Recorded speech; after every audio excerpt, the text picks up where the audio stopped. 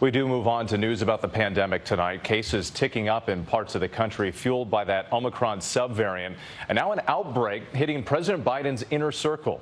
Today, the president and first lady wearing masks as they departed Marine One in Delaware. In recent days, at least 20 lawmakers and officials have tested positive, including House Speaker Nancy Pelosi, who was seen embracing the president on Tuesday. Vice President Harris also exposed, and now Agriculture Secretary Tom Vilsack, the latest cabinet member to test positive. Here's ABC's White House correspondent Mary Alice Parks from Delaware tonight.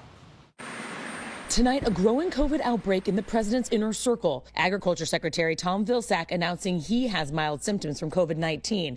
He's the latest in a cluster of now 20 high-profile positive cases in the last week, including lawmakers, Speaker of the House Nancy Pelosi, 3 cabinet members, and the president's own sister. Several attended D.C.'s elite gridiron dinner last week. Organizers say at least 67 cases are potentially linked to that event. The president did not attend that dinner and has repeatedly tested negative. But a string of events this week raising concerns. Dr. Anthony Fauci saying interactions like this one with Pelosi were brief, despite a hug and a kiss on the cheek. When you have a green level, which it is right now, that indoor gathering without a mask is okay. So he is doing exactly the CDC is recommending for the rest of the country. President Biden receiving his second booster shot about 10 days ago. The White House insisting they take precautions, but acknowledging the president may still get infected.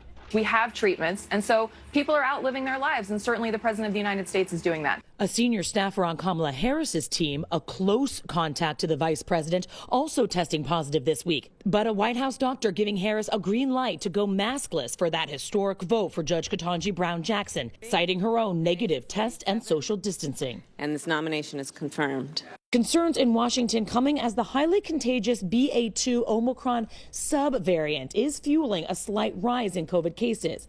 21 states and territories have seen new infections climb 10% or more in the last week. And 14 states and Washington, D.C. reporting modest upticks in hospital admissions. Bottom line is that vaccines help to protect us from going into the hospital and protect us from dying. And they also can protect you from infection, but they're not 100%.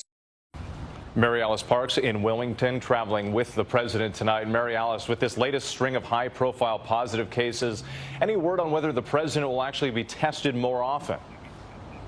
With the White House says they plan to stay the course, that they already go above and beyond CDC guidelines, that the president's doctors are constantly evaluating when it makes sense for him to get tested. Right now, he's tested a few times a week, and they say there's no reason to change that.